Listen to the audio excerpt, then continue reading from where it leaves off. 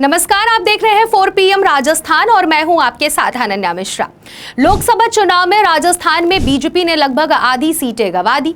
BJP को 25 सीटों में से 11 सीटों पर हार का सामना करना पड़ा था, जबकि 2019 में भाजपा ने प्रदेश की सभी 25 सीटों पर जीत का परचम लहराया था। राजनीति के जानकार भाजपा की इस हार के कारणों में से एक कारण उस नैरेटिव को मानते हैं जिसमें कहा गया था कि अगर भाजपा दोबारा सत्ता में आई तो वो संविधान बदलकर आरक्षण खत्म कर देंगे।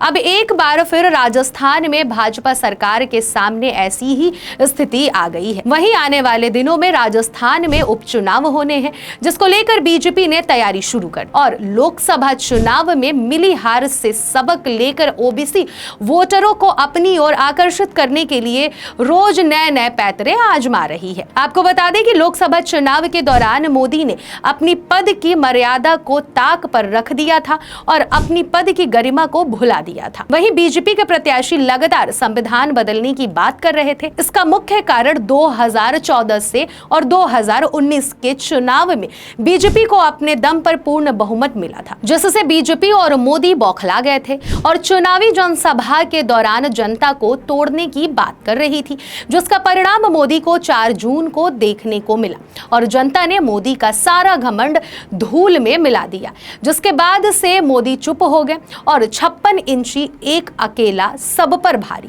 400 पार सब इतिहास बन गया। और अब राज्यों में होने वाले उपचुनाव और विधानसभा चुनाव में बड़ी हार का डर सता रहा है। लोकसभा चुनाव 2024 में बीजेपी 240 के आंकड़े पर आकर सिमट गई, जिसके बाद से मोदी की बोलती बंद हो गई। जनता से झूठ बोलकर 2 बार सत्ता में आए मोदी इस बार बैसाखी के सहारे आ गए। वहीं अब कब बैसाखी साथ छोड़ दे, इसके बारे में भी कुछ कहा नहीं जा सकता है, जिसके कारण मोदी परेशान और हैरान दिखाई दे रहे हैं और कुछ भी बोलने से बचते हैं। उधर लोकसभा चुनाव के बाद से कांग्रेस के हौसले बुलंद हैं। मोदी को राहुल गांधी ने सवाल कर कर के परेशान कर दिया है। सड़कों से लेकर सदन तक मोदी कुछ भी बोलने से बचते नजर आ रहे हैं, जिससे बीजेपी अपने आप को कमजोर महसूस कर रही है।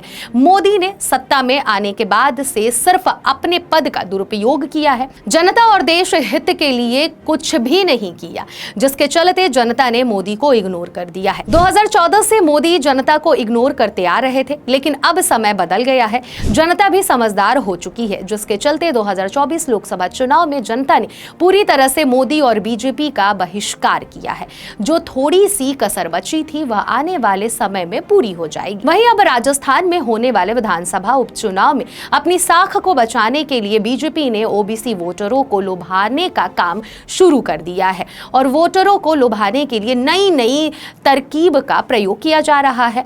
बता दें कि राजस्थान में 6 सीटों पर होने वाले उपचुनाव से पहले बीजेपी ओबीसी वोटरों को रिझाने के लिए अब नया नारा लाई है, जिसका अब घर घर जाकर प्रचार किया जाएगा। बीजेपी ओबीसी मोर्चा की राष्ट्रीय उपाध्यक्ष कृष्णा गौर ने कहा कि पार्टी ओबीसी मोर्चा सदस्यता अभियान में प्रदेश के लक्ष्य को प्राप्त करने की दिशा में बढ़ चढ़ कर योगदान देगी। आपको बता दें कि ओबीसी मोर्चा प्रदेश भर में घर घर जाकर बीजेपी सरकार की योजनाओं की जानकारी देने के साथ पार्टी की रीति और नीति से अवगत कराते हुए लोगों को पार्टी की सदस्यता ग्रहण करवाएगा। कृष्णा गौर ने कहा कि चलो चले ओबीसी के साथ, ओबीसी चले बीजेपी के साथ का नारा देते हुए कहा कि ओबीसी समाज बीजेपी के साथ और बीजेपी ओबीसी समाज के कल्याण के लिए सदैव तत्पर रही है। आपको बता दें कि उन्होंने कहा कि दूसरी ओर कांग्रेस पार्टी ने ओबीसी समाज के साथ छलावा किया और आजादी के बाद से दशकों तक साजिश के तहत ओबीसी समाज को मुख्य धारा से अलग करने का काम किया। काका कालेलकर की रिपोर्ट या मंडल कमीशन की रिपोर्ट को दबाने का मामला हो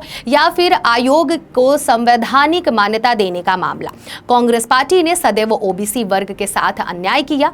कृष्णा गौर ने कहा कि कांग्रेस की नीतियों के चलते ओबीसी समाज की स्थिति दयनीय हुई, लेकिन आज देश में ओबीसी समाज बीजेपी की विचार विचारधारा के साथ जुड़ रही है। भारतीय जनता पार्टी ही ऐसी पार्टी है जो लोकतांत्रिक प्रक्रिया से काम करती है, जबकि अन्य पार्टियां या तो परिवारवादी या जातिवादी पार्टियां या फिर व्यक्ति विशेष आधारित पार्टी है। बता दें कि बीजेपी में हर वर्ग के साथ हर समाज का समावेश मिलेगा। विचारधारा आधारित पार्टी बीजेपी में सर्वव्यापी, सर्वस्पर्शी और सर्व समावेशी नीति पर काम किया जा रहा है।